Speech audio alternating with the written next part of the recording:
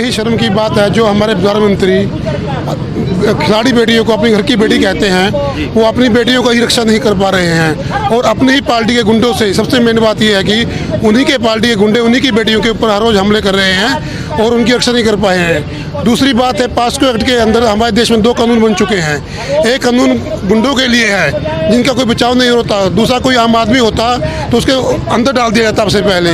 क्या हमारे देश में अब 2 संविधान चलेंगे? गुंडों के लिए अलग संविधान होगा और आम आदमी के लिए अलग संविधान होगा?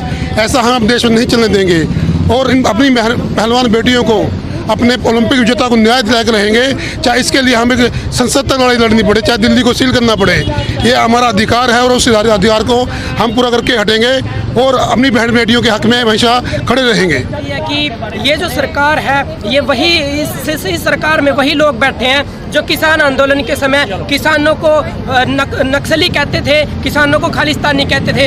ये वही लोग हैं जो आज देश की बेटियां जो धरने पर बैठी हुई हैं इंसाफ के लिए, उनको भी ये लोग कह रहे हैं कि ये राजनीति कर रही हैं। हालांकि ये वही बेटियां हैं जिनको मोदी जी जब ये मेडल लेकर के आती हैं अपने घर पे इनवाइट करके खाना खिलाने के लिए कहते हैं, और आज इनको देश की वो बेटियां नहीं दिख रही हैं। हम सरकार से कहना चाहते हैं कि ये जो पितृ सत्तात्मक सोच वाले लोग ये सत्ता में बैठे हैं और ये जो औरत को निम्न दर्जे का मानते हैं और इनको न्याय दिलाने के लिए जो इतनी जद्दोजहद करनी पड़ रही है, ये वो दिन दूर नहीं जब इस देश के नौजवान, इस देश का कमेरा वर्ग जब सड़कों पर उतर करके इस सरकार का तख्ता पलट करेगा और इस सरकार को इसकी जो करनी है उसकी सजा जरूर देगा। क्या नाम है आपका? मेरा नाम अजय है, मैं छात्र संघर्ष मंच से।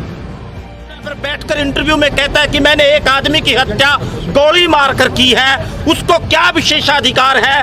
पूरे भारत में एक भी आपको ऐसा उदाहरण नहीं मिलेगा कि पोस्को एक्ट के व्यक्ति के किसी अपराधी के खिलाफ मामला दर्ज हो, एफआईआर दर्ज हो, पीड़िता के जज के सामने बयान हो गए हों और वो अपराधी सरेआम टेलीविजन चैनलों पर इंटरव्यू देता हो, उसको सरकार पकड़ने का, सलाखों के पीछे भेजने का काम नहीं करती, बल्कि उल्टे जो पीड़ित बेटियां हैं जिन्होंने देश के मान सम्मान और गौरव को तिरंगा हाथ में लेकर बढ़ाने का काम अंतर्राष्ट्रीय स्तर पर किया, उनको अपमानित और प्रताड़ित करने का पुलिस के माध्यम से काम करती है। देश में कानून और व्यवस्था की स्थितियों का जनाजा निकल चुका है।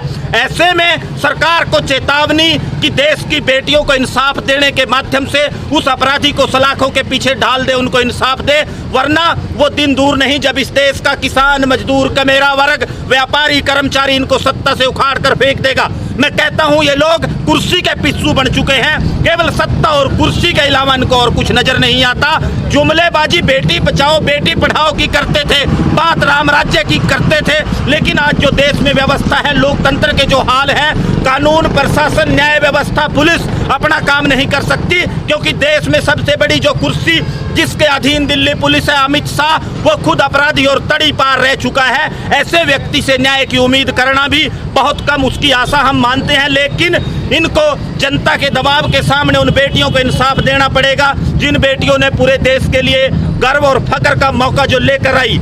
आज भारत की आबादी 140 करोड़ के करीब है।